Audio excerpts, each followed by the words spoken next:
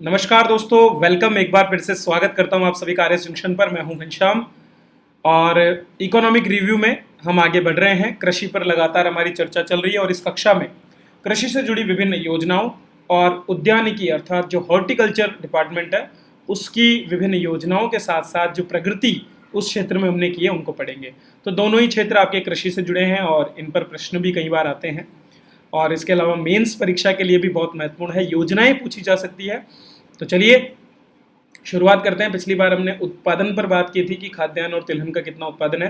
तो ये गलती ना करें कि आप डायरेक्टली इन क्लासेस को देख रहे हैं। यदि आपने पिछली क्लासेस नहीं देखी है सीरीज की तो उन्हें भी देखें, क्योंकि वहाँ पर भी मैं न केवल इकोनॉमिक रिव्यू बल्कि उसके अलावा जो अन्य टॉपिक होते हैं उन पर भी चर्चा करता हूँ जो रिलेटेड होते हैं हमारे इस पूरी की पूरी बुक से। चलिए आगे बढ़ने से पहले आपको बता देना चाहता हूँ, इकोनॉमिक रिव्यू का जो हमारा टेस्ट सीरीज चल रहा है आरएस जंक्शन ऐप पर, उसमें तीसरा टेस्ट भी आज अपलोड हो गया है।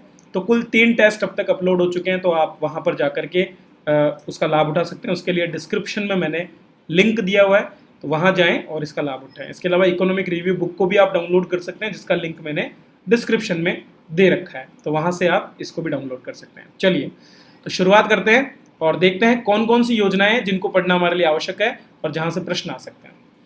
तो सबसे पहली योजना है मुख्यमंत्री बीज स्वावलंबन योजना। ठीक है, क्या नाम है? मुख्यमंत्री बीज स्वावलंबन योजना। ये जो योजना है ये राजस्थान में विशेष रूप से राजस्थान सरकार की तरफ से चलाई जा रही है और इस योजना के अंतर्गत पूरे राज्य में जो है अच्छी किस्म के बीजों का उत्पादन करने का प्रयास किया जा रहा है। तो हमारे किसानों को प्रोत्साहित किया जा रहा है इसके लिए। इस योजना का जो शुरुआत है वो सबसे पहले हुई थी राज्य के 3 कृषि जलवायु खंडों में। दरअसल राज्य में कुल 10 कृषि जलवायु खंड है और इन पर अलग से मैं बात कर चुका हूँ, एक वीडियो भी मेरा बना हुआ है, तो वो भी आप देख सकते हैं। 10 कृषि जलवायु खंडों में से शुरुआत में 3 कोटा, भीलवाड़ा और उदयपुर में इस योजना को लागू किया था और बाद में 2018-19 में अर्थात 2 वर्ष पहले से पूरे के पूरे 10 कृषि जलवायु खंडों में इसको लागू किया जा चुका है। इसमें क्या होता है कि जो 2010 के बाद की जितनी भी फसलें हैं, जैसे कि गेहूं हो गया, जौ हो गया, चना हो गया, ज्वार, सोयाबीन, मूंग, मोठ और मूंगफली, ये सारी की सारी राज्य की प्रमुख फसलें हैं और इन फसलों के बीज जो हैं पुराने, उन बीजों को सरकार के द्वारा वितरण के लिए दिया जाता है और अनुदानित दर पर ये बीज मिलते हैं, जिसके बाद में किसान बीज उत्पादित करते हैं और ये बीज वापस से जो बीज केंद्र हैं उनको जमा किए जाते हैं, जिन पर अलग से फिर से अनुदान मिलता है। तो ज़्यादा रेट भी मिलती है किसानों को और इसके साथ साथ जो अगली फसल है उसके लिए अच्छी क्वालिटी का टेस्टेड बीज भी जो है उपलब्ध हो पाता है और हमारी जो स्थानीय प्रजातियां हैं उनका संरक्षण भी यहाँ पर हो पाता है। तो ये मुख्यमंत्री बीज स्वावलंबन योजना के बारे में है। नेक्स्ट ये जो योजना है वो है गैर स्थानिक क्षेत्रों में कीट और रोगों का उन्मूलन। तो चूंकि दोस्तों आवश्यकता है कि जो क्षेत्र में किसान जो खेती करते हैं वहाँ पर बहुत से जीव हैं जिनकी वजह से उनको नुकसान होता है। इन जीवों का होना भी जरूरी है, ठीक है, लेकिन एक मात्रा से कम ही होनी चाहिए। जब अगर इनकी मात्रा बढ़ जाती है, जैसे कि टिड्डी के हमले हमने पिछले वर्ष देखे हैं और टिड्डी के हमले बड़ी मात्रा में बड़े बड़े वृक्षों से लेकर के फसलों को चट कर जाते हैं, तो ऐसे में आवश्यक है कि कहीं ना कहीं पौधों को संरक्षण करने की जरूरत है हमें और इसके लिए कीटों को नियंत्रित करना भी आवश्यक है। हालांकि ये तरीका तो गलत है क्योंकि ये जैविक खेती के खिलाफ है, लेकिन फिर भी एक अल्पकाल के लिए रसायनों का अनुदान भी यहाँ पर दिया जाता है। तो बहुत से क्षेत्र जहाँ पर इस तरह से कीटों का प्रकोप ज़्यादा है वहाँ पर इसका लाभ जो है किसानों को दिया जाता है। नेक्स्ट है महिलाओं के लिए प्रशिक्षण। कृषि क्षेत्र में महिलाएं आगे बढ़े, इसके लिए ग्राम पंचायत स्तर पर महिलाओं हेतु 1 दिवसीय प्रशिक्षण का आयोजन होता है और इसके लिए सरकार द्वारा प्रति महिला 100 रुपये का प्रावधान रखा जाता है।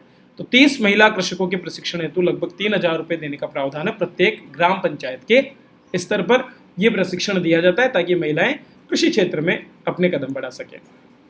कृषि क्षेत्र में बालिकाएं आगे आएं और वह अध्ययन करें, इसके लिए भी कृषि का अध्ययन करने के लिए बालिकाओं को प्रोत्साहित किया जा रहा है। तो कृषि विभाग उच्च माध्यमिक, स्नातक स्तर, स्नातकोत्तर अर्थात एमए लेवल और पीएचडी लेवल पर महिलाओं को राशि प्रदान करता है जो भी छात्राएं कृषि क्षेत्र में अध्ययन कर रही हैं, एग्रीकल्चर सब्जेक्ट के साथ जो अध्ययन करती हैं।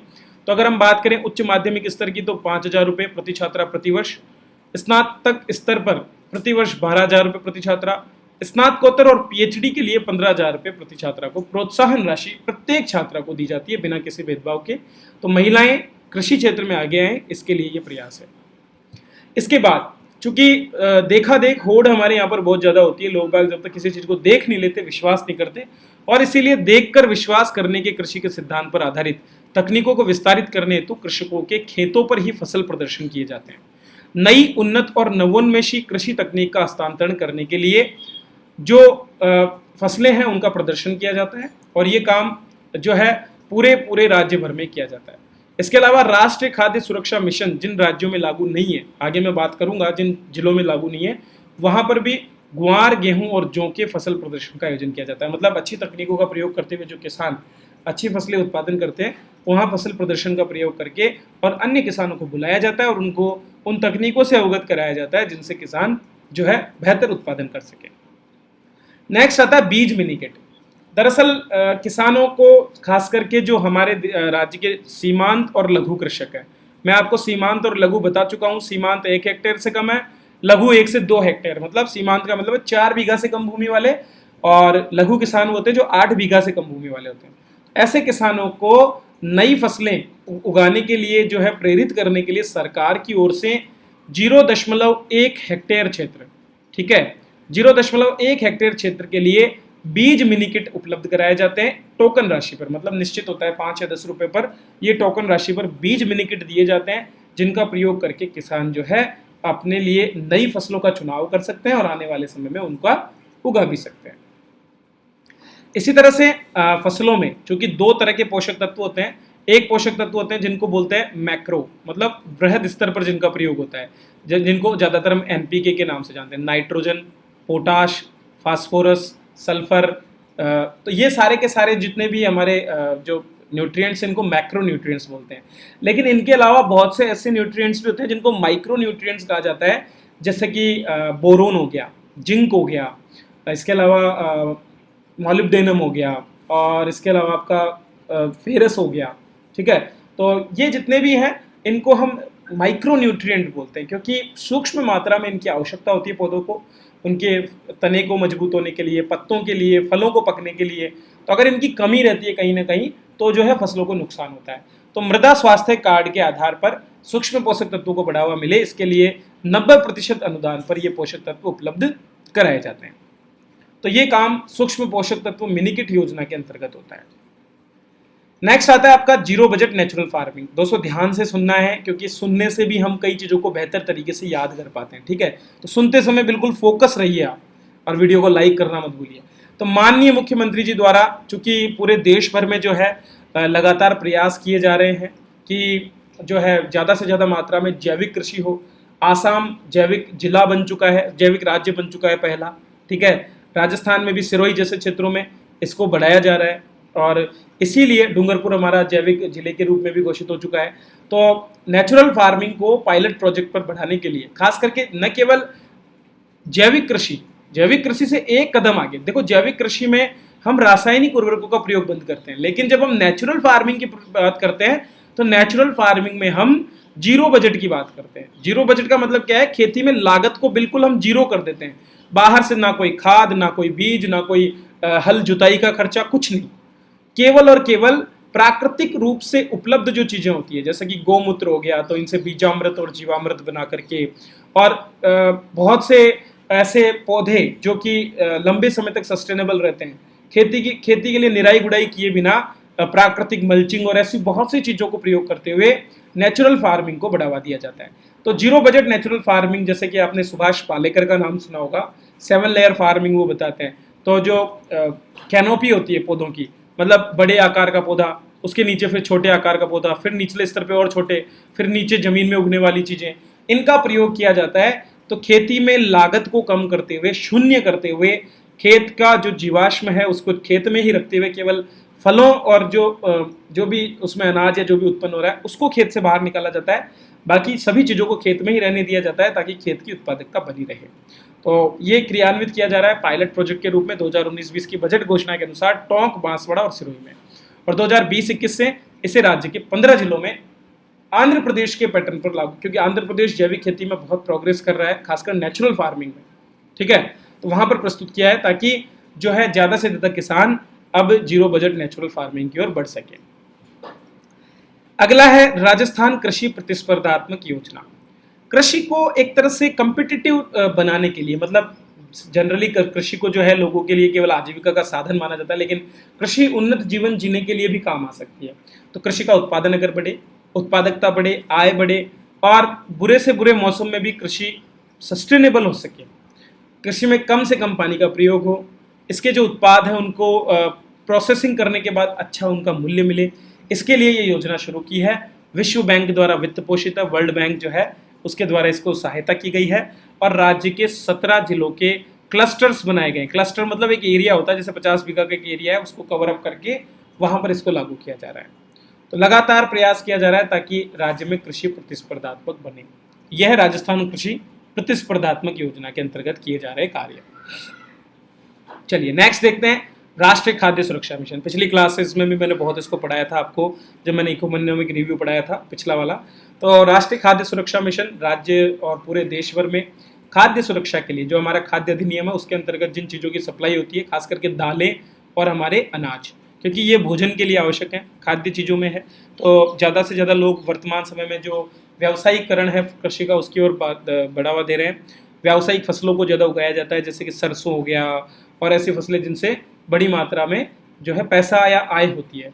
तो ऐसे में सरकार के लिए आवश्यक है कि सरकार खाद्यान्नों के उत्पादन पर भी ध्यान दे और इसीलिए 2007-08 से देश और राज्य में गेहूं और दलहन पर राष्ट्रीय खाद्य सुरक्षा मिशन लागू किया गया है।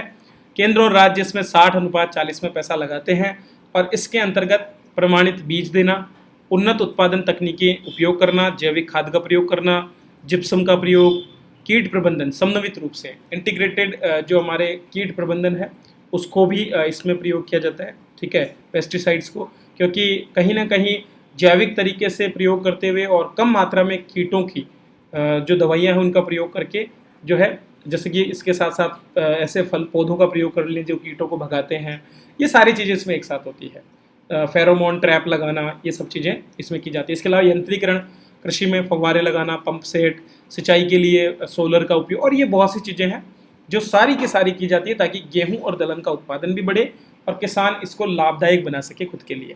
तो राज्य में 14 जिलों में बांसवाड़ा, भीलवाड़ा, बीकानेर, जयपुर, झुंझुनू, जोधपुर, करौली, नागौर, पाली, प्रतापगढ़, सवाईमाधोपुर, सीकर, टोंक और उदयपुर, ये 14 जिले हैं जहाँ पर राष्ट्रीय खाद्य सुरक्षा मिशन दलहन और गेहूं के लिए लागू है। इसके अलावा जो मोटा अनाज है मक्का, उसके लिए 5 जिलों में, ठीक है, बांसवाड़ा, भीलवाड़ा, चित्तौड़, डूंगरपुर और उदयपुर में। और जौ इसके लिए 7 जिले, अजमेर, भीलवाड़ा, हनुमानगढ़, जयपुर, नागौर, श्रीगंगानगर और सीकर, इनमें भी NFSM लागू है। तो आपको ये ध्यान रखना है कितने जिलों में किसके लिए लागू है, क्या इसका अनुपात है, क्या क्या गतिविधियां हैं, क्योंकि मेंस में भी प्रश्न आ सकता है। राष्ट्रीय खाद्य सुरक्षा मिशन में ही एक और जो योजना है वो है न्यूट्री सीरियल योजना, मतलब ऐसी सीरियल से अनाज जो न्यूट्रिशन से भरपूर होते हैं उनका उत्पादन। तो मूलभूत रूप से इसके अंदर ज्वार और बाजरा, ये 2 चीज़ें हैं, क्योंकि ज्वार और बाजरा दोनों पोषक तत्वों से भरपूर होते हैं। तो राज्य में जो है ज्वार फसलें 10 जिलों में, जबकि बाजरा फसलें 21 जिलों में, क्योंकि बाजरा को सपोर्ट करता है हमारा एनवायरनमेंट। तो ये भी जो है बढ़ावा देने का प्रयास किया जा रहा है। तो ये अभी लागू है पूरे के पूरे जिलों में जिनका नाम यहाँ दिया हुआ है। इसी तरह से राष्ट्रीय खाद्य सुरक्षा मिशन में कपास के लिए भी अग्रिम प्रदर्शन और पौध संरक्षण रसायनों की व्यवस्था किसानों के लिए की जाती है। तो ये राष्ट्रीय खाद्य सुरक्षा के मिशन के अंतर्गत किए जाने वाले उपाय हैं। एक और जो मिशन चल रहा है वो है राष्ट्रीय तिलहन एवं ऑयल पाम मिशन। तो तिलहन के अंतर्गत जो तिलहन वाली फसलें जैसे कि तिल हो गया, इसके अलावा मूंगफली हो गया, जिनसे तेल निकाला जाता है, ठीक है, तेल, सोयाबीन हो गया, तिलहन फसलों के लिए भी सेम टू सेम जो चीज़ें खाद्य सुरक्षा मिशन में मिलती है वही यहाँ पर दी जाती है। और पाम ऑयल जो कि ज़्यादातर मिलाया जाता है आपके विभिन्न प्रकार के तेलों में, उसके उत्पादन को भी, क्योंकि ये बाहर से आयात होता है, तो कोशिश यही की जाए कि ये स्थानीय स्तर पर उत्पादित हो तो बेहतर है। तो इनमें भी सेम टू सेम चीज़ें दी जाती है। वित्त पोषण वही है 60:40। ये हो गई बात राष्ट्रीय खाद्य सुरक्षा मिशन के बारे में। नेक्स्ट आता है राष्ट्रीय कृषि विस्तार एवं तकनीकी मिशन। मतलब एक तो कृषि का विस्तार हो, मतलब खेती को और क्षेत्र पे फैलाया जाए, और दूसरा तकनीक का बढ़ावा इसमें मिले। तो इसके लिए भी एक योजना है जिसका नाम है राष्ट्रीय कृषि विस्तार एवं तकनीकी मिशन। अब इसमें उप मिशन है 4। तो एक तो इसके नाम में से ही निकाल लो कृषि विस्तार, तो एक मिशन तो हो गया कृषि विस्तार पर। दूसरा तकनीकी का मतलब है यंत्रीकरण, तो कृषि यंत्रीकरण पर उप मिशन 2 हो गए। 2 तो सीधे सीधे इसके नाम में से निकल गए उप मिशन। पहला उप मिशन तो राष्ट्रीय कृषि विस्तार उप मिशन और दूसरा राष्ट्रीय यंत्रीकरण उप मिशन, 2 हो गया। तीसरा भी तकनीक से जुड़ा है, ई गवर्नेंस प्लान, तो राष्ट्रीय ई गवर्नेंस प्लान भी इस पे हो गया। और चौथा आपको याद करना पड़ेगा जो है बीज और रोपण सामग्री पर। तो ये 4 मिशन उप मिशन के रूप में राष्ट्रीय कृषि विस्तार और तकनीकी मिशन में चलाए जा रहे हैं। इसमें भी अनुपात 60:40 है, केंद्र का 60 और राज्य का 40। इसके बाद आता है राष्ट्रीय टिकाऊ खेती मिशन। अब टिकाऊ की बात आ जाती है तो सस्टेनेबल की बात हम कर रहे हैं। और टिकाऊ खेती कब होगी? एक तो क्षेत्र में वर्षा के आधार पर फसलें उगाना, दूसरा इंटीग्रेटेड कृषि करना, जैसे कि कृषि में सभी चीजों को सम्मिलित करना, न केवल कृषि बल्कि पशुपालन और बाकी चीजें। तीसरा जैविक कृषि की ओर बढ़ना, ये भी तो जरूरी है ना। तो ये सारी चीजों को ध्यान में रखा जाता है, जैसे कि जैविक खेती को बढ़ावा देना।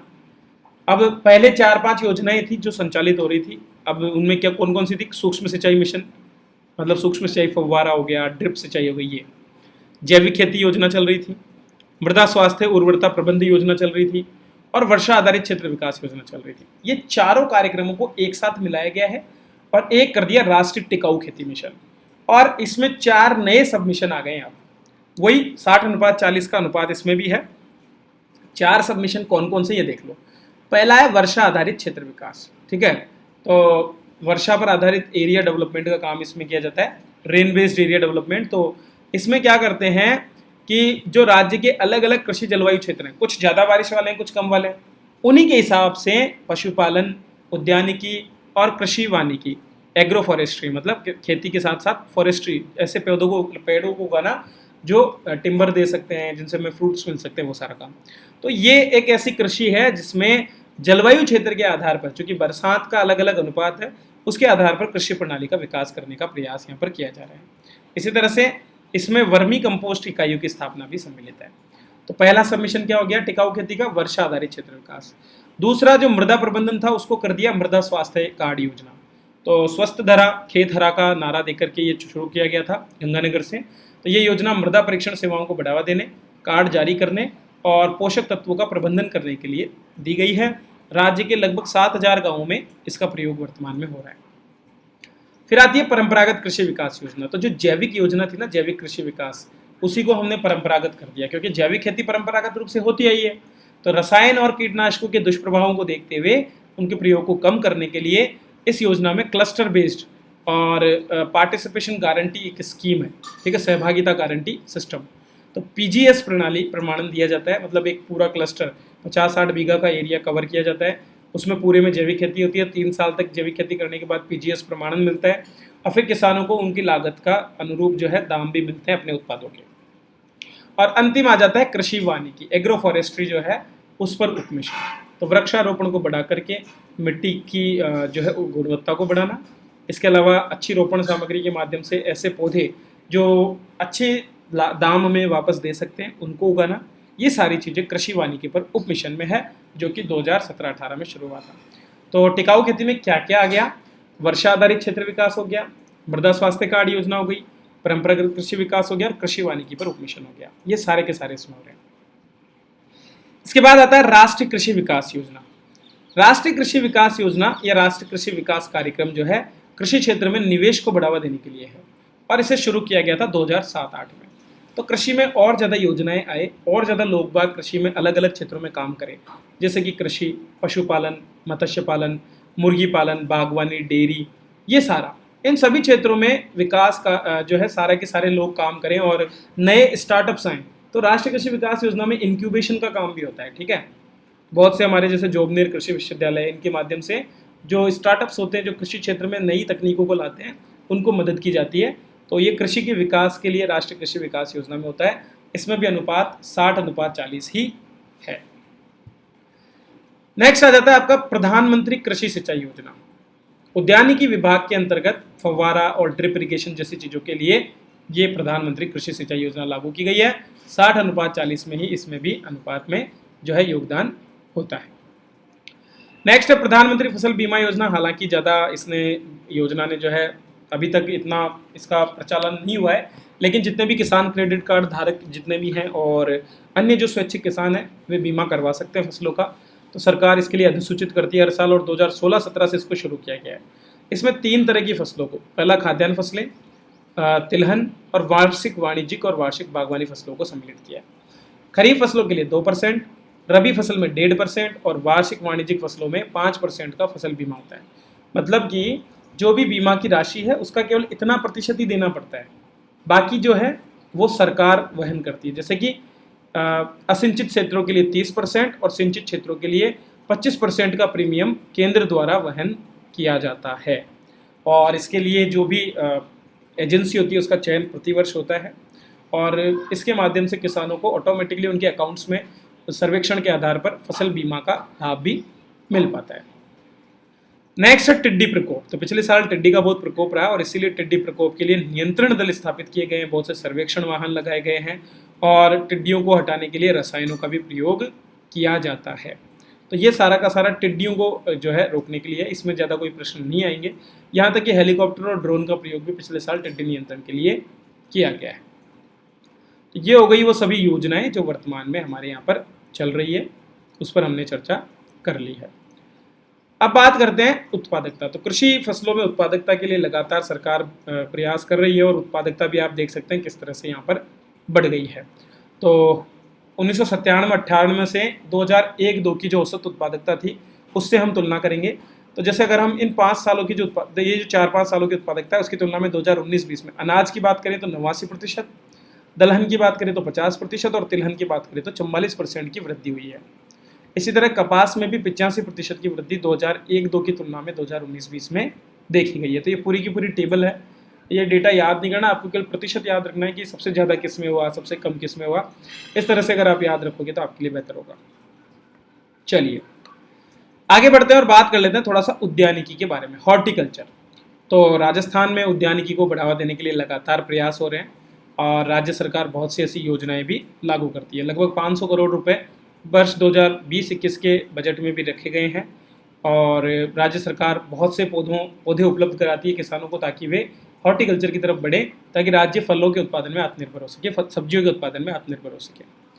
तो राज्य में राष्ट्रीय बागवानी मिशन वर्तमान में काम कर रहा है। राष्ट्रीय बागवानी मिशन के अंतर्गत बागवानी को बढ़ावा देने के लिए राज्य के 24 जिलों का चयन किया गया है और इन 24 जिलों में इनका जो क्षेत्र है उसके आधार पर फल, मसाला और फूलों के उत्पादन के लिए संबंधित सहायता दी जा रही है। अब ज़्यादातर फसलों का और फलों का उत्पादन जो है ना वो संरक्षित क्षेत्र में होता है, मतलब खुले में करना बड़ा मुश्किल होता है। बगीचे तो चलो लग जाते हैं फलों के, लेकिन जो सब्जियां हैं वो green house, shade net, plastic tunnel, plastic mulching और वर्मी कंपोस्ट, इन सभी चीज़ों के प्रयोग से होती है। प्याज की भंडारण के लिए भी बहुत से अलग से जो टाट होते हैं उनके बहुत से घर बनाए जाते हैं, उनकी भी ज़रूरत पड़ती है। पैकिंग हाउसेस की ज़रूरत पड़ती है किसानों को, या फिर सब्जियों को लगातार जो पानी की आवश्यकता है उसके लिए जल संग्रहण स्रोतों की जरूरत पड़ती है। तो इनके लिए सरकार क्या करती है, मदद देती है। इनके लिए अलग अलग योजनाएं हैं, उन पर भी मैं एक क्लास बना चुका हूँ, आप देख सकते हैं, आपको मिल जाएगा इकोनॉमिक क्षेत्र में। ठीक है, चलिए नेक्स्ट है प्रधानमंत्री कृषि सिंचाई योजना। तो ड्रिप और फव्वारा के लिए मैंने पहले ही बताया था आपको, प्रधानमंत्री कृषि सिंचाई योजना में सूक्ष्म सिंचाई को बढ़ावा दिया जाता है और इसमें भी अनुदान मिलते हैं और जो भी अनुदान मिलता है उसमें केंद्र और राज्य का अनुपात 60:40 है। अब जैसे फव्वारा सिंचाई के लिए और इनके लिए 15,000 रुपये तक का अनुदान मिलता है। अलग अलग चीज़ों में अलग अलग अनुदान है, पौंड खुदाने के लिए और सोलर पैनल लगवाने के लिए, इन सभी के लिए अनुदान यहाँ पर मिलते हैं। नेक्स्ट आ जाता है सौर ऊर्जा की। तो सौर ऊर्जा पर तो कुसुम योजना है ही सबसे बेहतर। 3 कंपोनेंट है, ए, बी और सी। संक्षिप्त में बता देता हूँ तीनों के लिए। ए जो है खाली पड़े भूमि क्षेत्र पर, जो कृषि अनुपयोगी क्षेत्र है वहाँ पर बड़े बड़े जो है प्लांट लगवाता है। तो जैसे कि 1 मेगावाट 2 मेगावाट इतने बड़े प्लांट्स यहाँ पर लगते हैं। ठीक है, राजस्थान में जयपुर में पहला प्लांट लगा है, मैंने पढ़ाया भी आपको करंट अफेयर्स में, तो पिछले करंट अफेयर्स में आप देख सकते हैं।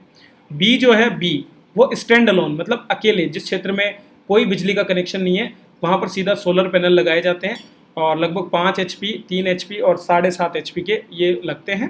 5 HP का लगभग 96,000 रुपये में लगता है, हमने भी लगवा रखा है। ठीक है, तो ये कुसुम बी में तो लगभग 2 लाख 3 लाख का खर्चा आता है, लेकिन 96,000 रुपये में ये अनुदानित दर पर लगा दिया जाता है। हर साल ये लगाए जाते हैं। कुसुम योजना का पूरा नाम है प्रधानमंत्री किसान ऊर्जा सुरक्षा एवं उत्थान महाअभियान योजना। तो कंपोनेंट बी में स्टैंड अलोन सोलर लगते हैं। कंपोनेंट सी में क्या होता है, जो बिजली चालित पंप हैं, जो बिजली कनेक्शन से चल रहे हैं, एग्रीकल्चर कनेक्शन वाले, उनको जोड़ा जाता है सोलर से और वहाँ जो अतिरिक्त ऊर्जा बनती है वो ट्रांसफ़र होती है ग्रिड में और फिर जो बिल आता है उसमें से माइनस होकर के किसानों को इसमें भी लाभ मिलता है। तो 3 HP से 10 HP तक के सौर ऊर्जा पंप इसमें लगते हैं और अधिकतम 7.5 HP क्षमता तक अनुदान मिलता है। मतलब अगर आप 10 HP का भी लगाओगे तो क्षमता 7.5 के लिए ही अनुदान मिलेगा, ये ध्यान रखना है। तो अब तक 161 मेगावाट विद्युत का उत्पादन इनसे हो रहा है। 40,000 से ज़्यादा सोलर पंप लग चुके हैं कुसुम बी योजना में। इस योजना में अनुदान की बात करूं तो 60% अनुदान देती है सरकारें, मतलब 30% तो केंद्र और 30% राज्य, और इसके अलावा 30% का आप लोन भी ले सकते हो। तो कुल मिलाकर के 90% जो है पैसा आपको लोन और अनुदान के रूप में मिल जाता है। तो इस तरह से किसानों को मात्र 10% देना लग पड़ता है, लगभग 20-25 हज़ार दे करके भी ये सौर ऊर्जा संयंत्र लगाए जा सकते हैं। राष्ट्रीय कृषि विकास योजना की बात करूं तो राष्ट्रीय कृषि विकास योजना के अंतर्गत ही जो है हमारे यहाँ पर उद्यानिकी के विकास के लिए एक्सीलेंस सेंटर लगाए गए हैं। ठीक है, जैसे कि आप देख सकते हैं झालावाड़ में सिट्रस खट्टे फलों के लिए, धौलपुर खेमरी में आम के लिए, टोंक के देवड़ावास में, देखो मुझे याद है, जैसे मुझे याद है वैसे आपको भी होना चाहिए क्योंकि पूछ सकते हैं। टोंक देवड़ावास में अमरूद के लिए, बूंदी में सब्जियों के लिए, चित्तौड़गढ़ में सीताफल के लिए, सवाई माधोपुर में जो फूलों की खेती होती है उसके लिए, और उदयपुर में भी सीताफल और बाकी सिट्रस फलों के लिए उत्कृष्टता केंद्रों की स्थापना की बात हुई है। बस्सी में, जयपुर में अनार और नानता कोटा में खट्टे फलों की उन्नत उत्पादन केंद्रों का जो है स्थापना हो रही है। एक और केंद्र है सगरा भुज का जैसलमेर में, और ये खजूर के लिए। ठीक है, तो यहाँ पर पौधे तैयार किए जाते हैं और ये पौधे सप्लाई किए जाते हैं लोगों को, ताकि वो जो है बेहतर तरीके से फलों का उत्पादन कर सके। अच्छे जो ग्राफ्टेड पौधे होते हैं वो मिलते हैं। तो ये हो गया हमारा उद्यानिकी और एग्रीकल्चर का टॉपिक पूरा। नेक्स्ट क्लास में हम बात करेंगे कृषि विपणन के बारे में, मार्केटिंग के बारे में। ठीक है, तो टेस्ट सीरीज दो और अपनी प्रैक्टिस को देखो आप कितना याद कर पा रहे हो। तो सभी लोग उसको उपयोग कर सकते हैं, अपने दोस्तों को भी शेयर करें तो बेहतर होगा। वीडियो को लाइक करो, बने रहो, इसी तरह रेगुलरिटी रखोगे तो लाभ है। मैं इसलिए इतने दिनों रुका हुआ था ताकि एग्जाम आए तो उसके नज़दीक हम पढ़ सके, तो याद रहे। ठीक है, तो रिवीजन बहुत मस्ट है, रिवीजन करते रहो, अपनी तैयारी को इसी तरह आगे बढ़ाते हो। करंट अफेयर्स में डेली पढ़ा रहा हूँ, डेली देखते रहो उनको, और बहुत से कोर्सेज अवेलेबल है आर एस जंक्शन पे, आप चाहें तो उनका लाभ उठा सकते हैं। मिनिमल रेट्स पर मैं इनको पॉसिबल कराता हूँ ताकि सभी छात्र इनका लाभ उठा सके। फिर भी कोई छात्र ऐसा हो जिसको ऐसी समस्याएं हैं कि वो बिल्कुल भी समर्थ नहीं है, तो वो भी मुझसे कांटेक्ट कर सकता है। मेरा कांटेक्ट नंबर मैं आपको दे देता हूँ सभी को, पर व्हाट्सएप ओनली है, कॉल नहीं करना है। ठीक है, क्योंकि इतना समय नहीं होता है। तो इस नंबर पर भी आप मुझसे बात कर सकते हैं। अब ये नंबर उन्हीं छात्रों को मिलेंगे जो अंत तक देख रहे हैं, जिन्होंने अंत तक नहीं देखा उनको नहीं मिलेगा। ठीक है, चलिए, थैंक यू।